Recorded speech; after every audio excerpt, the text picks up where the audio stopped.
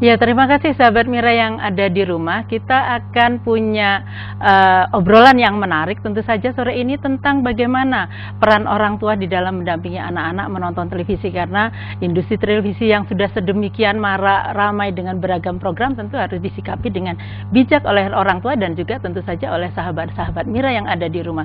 Kita akan lanjutkan obrolan kita, tapi sebelumnya kita akan lihat dulu bagaimana ilustrasi yang berikut ini. Tapi tentu kita juga harus bersikap bijak. Nah, itulah yang akan kita angkat pada sore hari ini.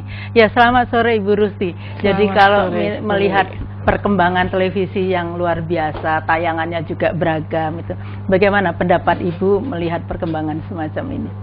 Ya, memang kalau kita lihat pasti ada sisi positif dan negatifnya.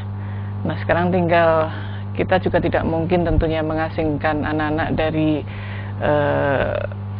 kotak ajaib itu tadi ya, televisi, apalagi di era globalisasi pada saat sekarang ini. Jadi satu-satunya saya kira untuk bisa dibatasi jam menonton, kemudian sedapat mungkin langkah pertama justru kalau bisa dialihkan perhatian ke yang lain, dan akan lebih baik lagi idealnya tentu pada saat tidak bisa dialihkan, yang dilakukan adalah pendampingan dari orang tua.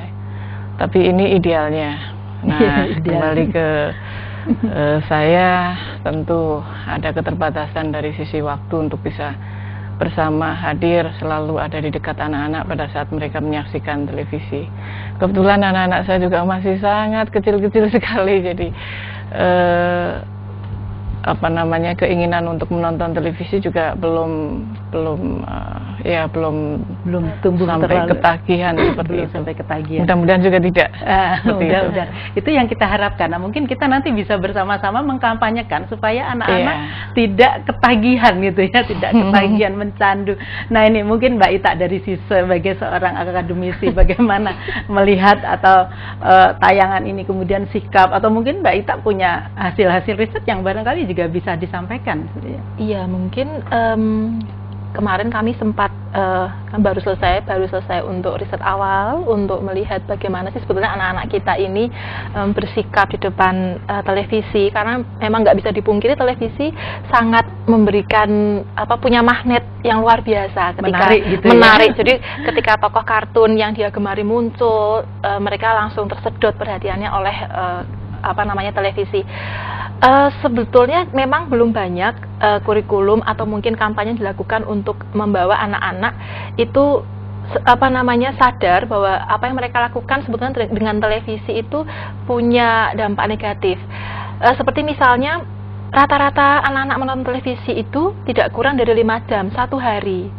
Padahal kalau kita tahu yang sehat 2 jam itu sudah paling banyak, tapi ternyata 5 jam pun masih merengek-rengek tambah. Jadi paling justru mereka paling lama itu menonton televisi bisa lebih dari 5 jam satu hari. Mereka bisa maghrib sampai jam 8 masih nonton, kemudian belajar sebentar menjelang tidur mereka masih sempatkan nonton, bahkan satu hari penuh karena babysitternya televisi ya mereka ditemani oleh si TV ini. Menarik ya, televisi babysitter. Nanti kita akan lanjutkan sahabat Mira, tapi tentu saja setelah komersial break berikut ini.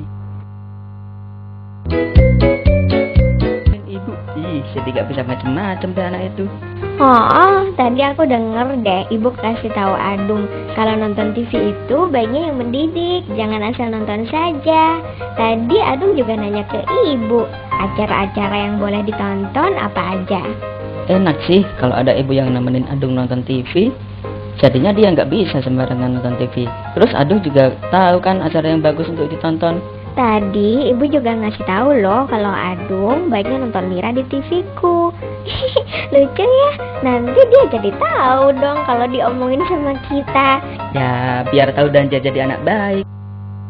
Ya, itu percakapan Becker dan Ponsi bagaimana sebaiknya anak-anak menonton televisi. Itu ya Pak Wisnu. Mungkin Pak Wisnu bisa mengomentari nih ceritanya Becker dan Ponsi sore hari ini. Ya, terima kasih Bu Lili, sahabat Mira di rumah. Ya, selalu kita mendengar selentingan dari Becker dan Ponsi ya.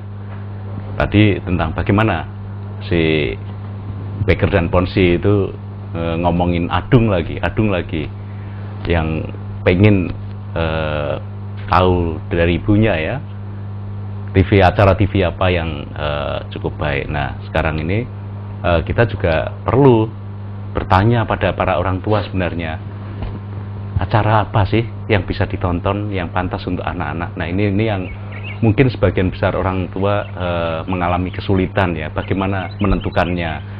Nah, sebenarnya cukup banyak bagi kita cara untuk memilih acara-acara yang baik untuk anak-anak, terutama pertama tentukan jamnya dulu. Anak-anak jangan sampai nonton di atas jam 7 misalnya, jam-jam belajar.